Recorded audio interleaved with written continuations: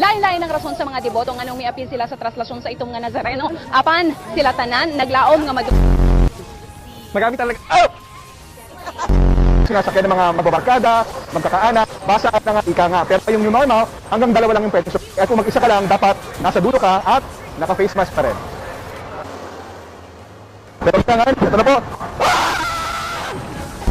Pasukin natin itong kanilang baby's room. Dito raw makikita yung, eto, ilan nga sa mga drawing ng kanilang baby, maging ang kanilang mga laruan! Mga laruan! Sa kasalukuyan po, ayon sa Pag-asa, wala po silang namomonitor na sama ng loob o sama ng loob. Huwag po kayong manahimik o magdalawang isip. Kung may alam kayong katiwalian o reklamo, ipaalam ninyo sa sumbungan ng hatlo ng sumbong. Igan pasado alas 8 ng tahimik na mag-disperse ang mga ralisa sa San Sebastian. Ngunit matapos ang ilang negosasyon, ito ay matapos na nag-disperse sila. Pagkatapos ito, hindi na sila nag-away. Nag-away sa simula. Pagkatapos ito ay nagkaroon sila ng pag-aaway na sa simula. Mang Tani, so hanggang kailan ba tatagal itong mga pag-ulan natin? Matagal-tagal na rin, Mang Tani. May mga naninimaho na ng mga damit. Yes, Josie. Josie tuloy. Yung ating wind map, makikita natin yung tuloy-tuloy na paglakas ng hangin habagat.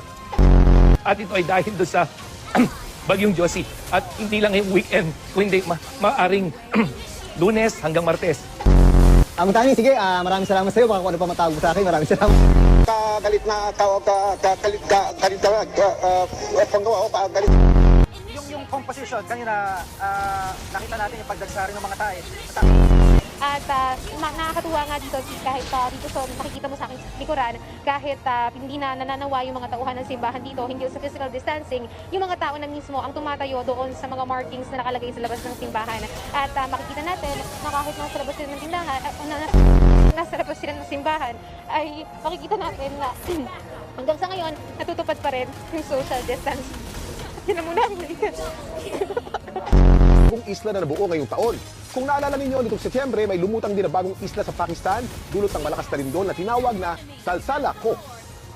Walang nakatira sa islang ito sa Pakistan dahil nagbubuga po ito. Pinamantala ng mga kawataan. Siyempre, papahuli ba tayo sa rides?